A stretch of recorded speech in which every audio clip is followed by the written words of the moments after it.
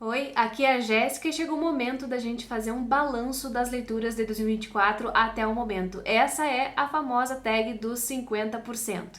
Para quem não sabe do que eu tô falando, esse é um tipo de vídeo em que vem muitas perguntas sobre as leituras que a gente fez no ano e a gente vai respondendo a fim de fazer um balanço para que as pessoas tenham uma ideia de como está sendo o ano de leituras. E é uma tag já tradicional aqui do canal também, porque eu faço desde que eu criei ele lá em 2017. Então, se vocês pesquisarem, inclusive eu vou deixar aqui embaixo também na caixa de descrição do vídeo, tem todos os vídeos aqui ainda disponíveis para quem quiser assistir as tags dos anos anteriores e ver o que eu andava lendo lá em 2017, 2018, 2019, porque tem muita coisa e eu acho divertido fazer esse tipo de vídeo, porque assim a gente encara de uma maneira mais leve as leituras, né? Apesar de que também tem leituras pesadas por aqui, mas a gente vai fazendo isso como uma brincadeira e uma forma de indicar diversos livros dentro de um vídeo só. Então é por isso que eu tô aqui mais uma vez respondendo essa tag. Mas antes de eu continuar, eu preciso dar as boas-vindas a todo mundo que está chegando por aqui agora. Sejam muito bem-vindos, muito obrigada pela companhia. Aproveitem para dar uma olhadinha nos conteúdos que eu trago por aqui. Se gostarem, se inscrevam, porque isso é muito importante. Faz toda a diferença para quem está aqui desse lado criando conteúdo. E claro, se gostarem mesmo do meu trabalho, considerem apoiar aqui sendo membros do canal. Dá para vocês clicarem nesse botão Seja Membro e escolher a forma de apoio preferida. Tem apoio mais simples, tem apoio que dá direito a clube de leitura, tem de tudo um pouco. E eu agradeço demais a todo mundo que lembra de apoiar, assim como também quem lembra de usar os meus links comissionados. Todos os livros que eu menciono nos vídeos estão sempre listados aqui embaixo e eu deixo os links comissionados da Amazon, caso alguém vá comprar por esse site. Comprando pelo link me dá uma pequena comissão. E isso ajuda muito no final do mês, gente. Muito obrigada a todo mundo que me apoia de diversas maneiras por aqui. É por conta de vocês que eu continuo fazendo vídeos pro YouTube. E para não enrolar demais, eu já vou começar a responder as perguntas dessa tag, lembrando que alguns livros eu não tenho edição física, então eu vou deixar a imagem da capa quando for o caso, e também lembrando que muitos dos livros poderiam transitar facilmente entre uma categoria e outra, porque são leituras muito boas, né? Tirando um dos livros aqui que foi o que eu não gostei, o restante é tudo muito bom e poderia estar respondendo diversas perguntas, mas a gente precisa encaixar cada um na sua categoria, então fiquem aí com essa lista. A primeira pergunta é: o melhor livro que leu até agora em 2024? E eu não tive dúvidas quando eu fui conferir a minha listinha dos livros lidos neste ano, porque esse aqui é soberano. Quando eu tava lendo ele, eu já sabia que ele era a melhor leitura do ano, e olha que o ano nem acabou ainda, mas tô falando do Arquivo das Crianças Perdidas, da Valéria Luiselli, que é uma escritora mexicana que eu adoro. Esse aqui foi publicado pela editora Companhia das Letras e com tradução de Renato Marques. E este foi leitura do Clube Lê Latinos em abril. O Clube Lê Latinos é meu clube de leitura latino-americana em que a gente lê um livro por mês e sempre tem discussão online. E, cara, que livro maravilhoso! Eu gostei tanto dele, tanto que eu não conseguia conter a minha emoção na hora do encontro para falar sobre ele, porque é um romance que ensina como fazer um romance, basicamente, no sentido de que ele é perfeito para mim. Perfeito porque aqui a gente tem uma história dentro da história, a gente tem a história de uma família composta por um casal de homem e mulher, mais duas crianças. A menina, que é a filha da mulher, e o menino, que é filho do homem deste casal. Então, eles vão fazer uma viagem de carro, mas eles vão fazer uma viagem de carro num momento muito específico da vida deles, que é o casamento tá quase acabando. Eles estão mudando seus projetos de vida, mas essa viagem de carro é ao mesmo tempo uma tentativa de se aproximar e também um afastamento, porque fica muito claro, né, tudo que eles passaram e tudo que os separa já. Então é um livro muito delicado, vai falar sobre essa família que está passando por isso e ao mesmo tempo vai falar de uma situação que a gente vê como urgente hoje em dia, que é a questão da imigração nos Estados Unidos, especialmente dos mexicanos e dos latinos que tentam entrar nos Estados Unidos e das crianças que se perdem pelo caminho nessa travessia. Então é um livro que vai focar bastante nessa parte das crianças, mas não só, vai ser sobre essa família e sobre as crianças dessa família em comparação com as crianças perdidas dessa imigração. É um livro muito massa, é um livro que tem diversos narradores, é um livro que vai se construindo intrinsecamente com todas essas vozes, assim, é muito bonita a forma como ela faz isso, eu fiquei apaixonada por ele, então não podia ter outro livro aqui nessa categoria da melhor leitura do ano. A próxima pergunta é a melhor continuação que você leu até agora em 2024, e buscando nas minhas leituras, eu constatei que mais uma vez, mais um ano, eu não fui uma leitora de continuações. Não li, pelo menos que eu tenha me dado conta, nenhum livro que fosse continuação. A próxima pergunta é: algum lançamento do primeiro semestre que ainda não leu, mas quer muito? E essa também foi super fácil de responder porque me veio à mente na hora Catedrais, da Cláudia Pinheiro, que é uma escritora que eu adoro. Essa é a mesma autora do Helena Sabe, que é uma das melhores leituras que eu fiz no ano passado e que eu vou reler este ano, e também já vou falar dele aqui também em próximas categorias, mas Catedrais é um dos livros mais famosos da Cláudia Pinheiro, e esse aqui eu ganhei de presente. Eu fiquei muito feliz quando eu cheguei em casa e tinha essa graça aqui que me mandou a Cíntia, sempre apoiadora querida do canal, que tá sempre aqui comigo, que tá sempre me mimando. E o Catedrais tem uma história... Bom, eu vou ler rapidinho aqui um pedacinho da quarta capa para vocês. Catedrais, um suspense que se desenrola a partir de múltiplos pontos de vista. Tem, mais uma vez, a escrita da Cláudia Pinheiro investigando com maestria os laços familiares, os preconceitos sociais e as ideologias e instituições que marcam os mundos privados, e nos presenteia, a autora, com uma visão comovente e corajosa, precisa como uma flecha cravada no coração deste drama secreto. Tem uma história de um crime aqui, e a Cláudia Pinheiro é conhecida por escrever romances muito envolventes, e o Catedrais eu tenho certeza que vai ser mais um super envolvente. Então tá aqui um dos desejos meus do primeiro semestre. Ele foi publicado pela Primavera Editorial, com tradução de Marcelo Barbão, e enfim, gente, mais um livraço na fila. A próxima pergunta é o livro mais aguardado do segundo semestre, e como ele ainda não está nas minhas mãos, eu vou deixar a capa aqui para vocês verem. É um lançamento imperdível da dublinense na coleção de inverno, um livro novo da Júlia Dantas, que é uma das minhas escritoras contemporâneas favoritas, das brasileiras, né? A Júlia Dantas é autora do Ruína e Leveza, que eu tieto há milênios aqui no canal, e também do Ela Se Chama Rodolfo. E agora ela vem com A Mulher de Dois Esqueletos, que já me deixou super curiosa e com certeza vai furar fila quando chegar por aqui. Tô muito animada. Livro novo da autora favorita é sempre um sucesso, né? Tenho certeza que esse vai ser mais um dos meus queridinhos do coração aqui quando eu puder ler. A próxima pergunta é o livro que mais te decepcionou neste ano de 2024, e, gente, talvez seja polêmica para algumas pessoas, mas eu não considero polêmica porque eu entendo que cada um tem uma recepção diferente dos livros, né? Então tá tudo certo, a gente não precisa deixar de ser amigo. Mas o livro que mais me decepcionou, e assim, é uma surpresa muito grande para mim que tenha me decepcionado tanto, foi este aqui, Canção para Ninar, Menino Grande, da Conceição Evaristo, que também foi leitura do Clube de Latinos. A gente colocou a Conceição como uma das brasileiras a serem lidas no clube, e eu fiquei chocada com o quão frágil eu achei esse romance. Na construção dos personagens, também no próprio argumento narrativo aqui, para justificar a criação dos personagens, para justificar a atuação desses personagens, né? Eu achei ele fragilíssimo, assim, achei muito um romance que me pareceu um rascunho de romance. E é com dor que eu digo isso, porque eu adoro a Conceição, né? A pessoa dela eu adoro, e também outros livros dela eu gosto muito, como por exemplo Olhos d'Água, o Ponciá Vicêncio, né? Tem muita coisa boa que ela escreveu, mas esse aqui pra mim foi um livro apressado, um livro que poderia ter sido muito mais cuidado na hora de construir as coisas, sabe? O que eu não gostei foi realmente a construção dos personagens, especialmente do protagonista aqui, que é o Fio Jasmin. Ele é um personagem plano, não é redondo, ele não é complexo.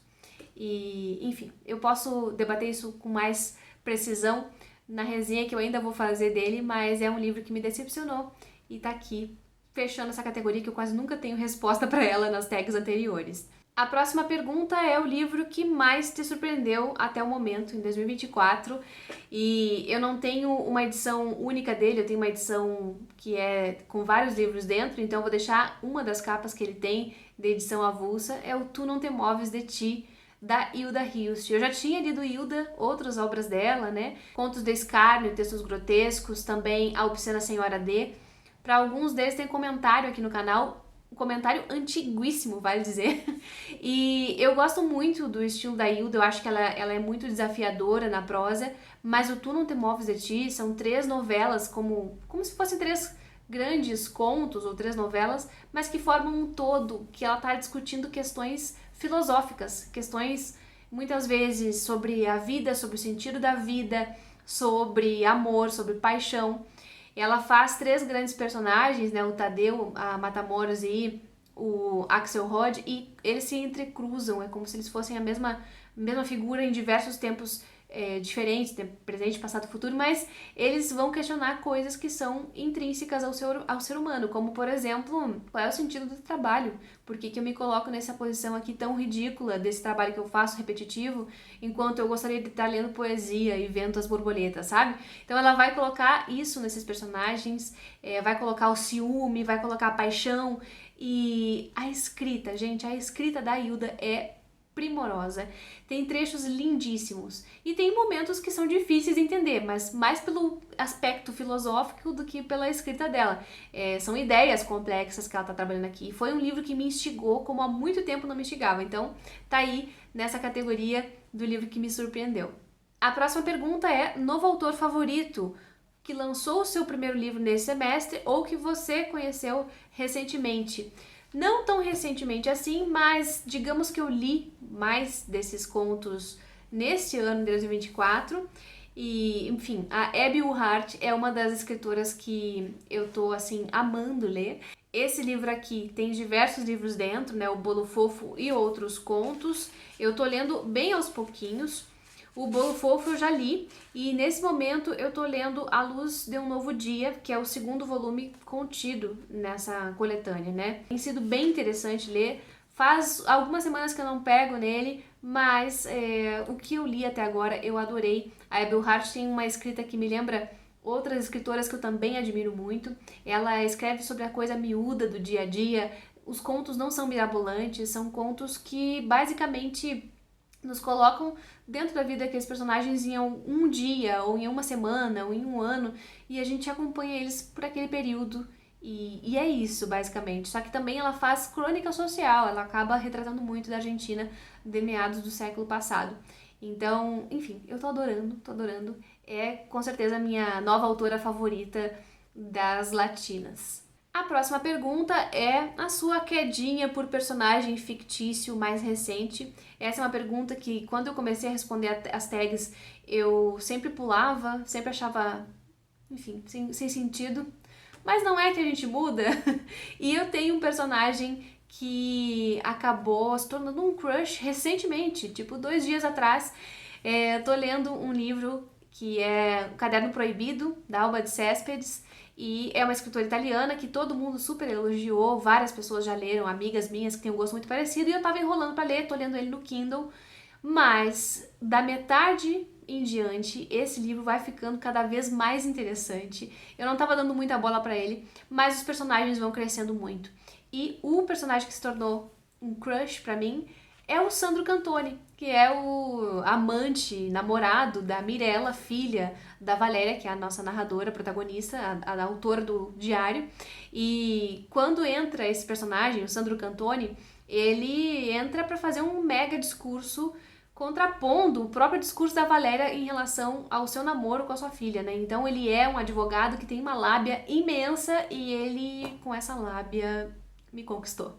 Agora, a próxima pergunta é o seu personagem favorito mais recente das leituras deste ano, né? Então, eu não podia deixar de citar essa que é uma das grandes personagens que a gente tem na literatura brasileira, desse livro que foi um acontecimento na minha vida também, poderia estar como uma das melhores leituras do ano, mas enfim, a Macabeia, da Hora da Estrela, é uma personagem favorita minha, que acaba comovendo a gente, deixando a gente muito triste e ao mesmo tempo fazendo a gente rir em alguns momentos, porque ela tem uma percepção do mundo diferente, muito pura, muito inocente, muito iniciante, e a gente se compadece dela, a gente sofre junto com ela, a gente quer abraçar ela.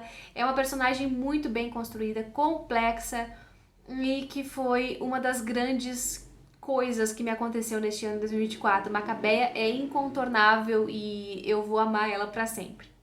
A próxima pergunta é um livro que te fez chorar. Eu não sou a pessoa que chora muito com livros, né? Já falei isso diversas vezes aqui. Não choro assim categoricamente, aquele choro forte. Aconteceu isso umas 2 ou 3 vezes e eu sempre cito essas vezes, que foi uma vez com Harry Potter, outra vez com Armas Sonolentas, e eu acho que é mais ou menos isso. Mas, eventualmente, eu me emociono. E aí eu considero que seria o choro para as outras pessoas quando eu fico com um nó na garganta, quando os olhos enchem de lágrimas, mas não é o suficiente para se esvair em lágrimas, né? Então, um livro que me emocionou muito, que tocou em lugares muito, muito profundos e que me deixaram pensando, né? Lugares que me deixaram pensando, assim, na vida e em várias coisas, foi esse aqui, A Gente Mira no Amor e Acerta na Solidão. Esse livro da Ana Sui, que é uma psicanalista brasileira. E eu sei que o título dele pode parecer outras coisas, mas, gente, é um livraço. Eu li esse livro literalmente em um dia. Eu levei ele numa viagem, eu saí de manhã, voltei à noite e ele me acompanhou no ônibus. Eu não conseguia parar de ler. Mesmo ele sendo um livro da área da psicanálise, ela fala para todo mundo, ela fala de uma maneira comum. Ela não vem utilizar a linguagem lacaniana, difícil, acadêmica. Pelo contrário, o objetivo dela é outro. E aqui ela vai falar sobre como o amor tá ligado à solidão. O encontro de duas solidões, as coisas que ela relata aqui, como é que é esse encontro, esses encontros. Então é muito delicado, é um livro muito bem feito, muito bem pensado, muito acolhedor em diversos aspectos. Ela vai falar não só do amor entre casais ou, enfim, outros relacionamentos afetivos, mas também familiares, né? Amores familiares, relação mãe e filhos. Então, é muito interessante. Ele já é uma das minhas melhores leituras do ano e ele foi o que me deixou mais próximo de chorar. Agora a próxima é um livro que me deixou feliz. E como eu digo sempre por aqui, não sou muito uma leitora de livros que são super felizes, que felizes no sentido que vão me fazer rir muito, por exemplo. Mas um livro que me deixou feliz, com o coração quentinho por ter lido, foi uma releitura, na verdade, a releitura de Bagagem, da Adélia Prado, nossa escritora, poeta brasileira. A Adélia é uma escritora que eu adoro e o Bagagem já tinha lido umas 2 ou 3 vezes antes, e este ano eu reli também por conta do Leia Latinos. A gente leu ele em maio e, gente, que poemas maravilhosos, como ela conversa assim com a gente, com as coisas mais simples e miúdas do dia a dia, da família, da rotina da casa, sabe? É uma poesia simples, é uma poesia muito boa. E eu fiquei muito feliz relendo ele porque foi um reencontro com coisas que eu já gostava e também um aproveitamento daquilo que eu ainda não tinha aproveitado das outras vezes, né? Foi uma outra leitura. Então me deixou super feliz reencontrar a poesia da Adélia. A próxima pergunta é a melhor adaptação cinematográfica de um livro que você assistiu neste ano. E aí vai ficar fácil porque eu não assisti muitas adaptações, então eu vou falar do Helena Sabe. Helena Sabe é esse livro aqui da Cláudia Pinheiro, que eu li no ano passado em espanhol. Agora eu tenho a edição em português aqui, que também vai ser lida neste ano. Mas o Helena Sabe foi adaptado para o cinema e foi muito, muito massa. Eu gostei muito dessa adaptação, achei que eles aproveitaram o que o livro tinha de melhor e conseguiram fazer um belo trabalho. Para quem não sabe da história, né, a Helena Sabe é um livro e é um filme que fala da relação mãe e filha entre a Helena e a Rita, e especialmente porque a Rita morreu. Eu não vou contar o motivo da morte, mas ela morreu e a mãe não se conforma com isso, ela não concorda com o que dizem para ela que foi o motivo, então ela vai tentar investigar a morte. Só que essa mãe tem Parkinson e isso vai tá marcado em todos os aspectos, né, dessa história, tanto na relação da filha com ela, como também nesse momento pós-morte da filha, que ela vai tentar investigar e ela vai ter todas as limitações do corpo, de um corpo que sofre Parkinson. Então é uma história bem interessante, bem diferente. A próxima pergunta é: sua resenha favorita, escrita ou em vídeo? Pode ser a da gente mesmo ou de alguém que a gente assistiu, ouviu ou leu, enfim.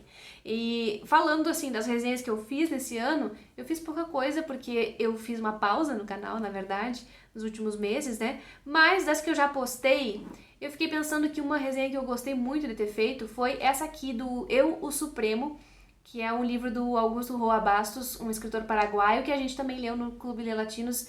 E não é marmelada, tá? Eu não tô falando do Clube de Latinos assim por acaso, só pra só para falar dele, mas é porque teve leituras muito marcantes mesmo neste ano. E o Eu, o Supremo, é um livro que tem pouquíssimo conteúdo aqui no YouTube, inclusive em língua espanhola. Tem algumas coisas a mais em espanhol, mas em português praticamente não tinha. Então foi um trabalho meio que para ressaltar, né, o livro, para falar dessa história, falar o que ele tem de bom e de ruim, para falar dos desafios da leitura, porque esse é um livro difícil, é um livro em que a gente vai ter uma narração muito guiada pelo fluxo de consciência desse personagem, que é o próprio ditador, o Supremo. Então a gente vai ter muitas coisas para decifrar, tanto do que ele pensa e tudo mais, mas é um livro que eu achei que valeu muito a pena ler, pelo conhecimento todo que ele traz, não só do Paraguai, como também um conhecimento filosófico. Esse ano eu li muitos livros que têm aspectos assim filosóficos fortes, né? Mas aqui ele vai discutir muito a questão da linguagem, da palavra, né? Do que se narra.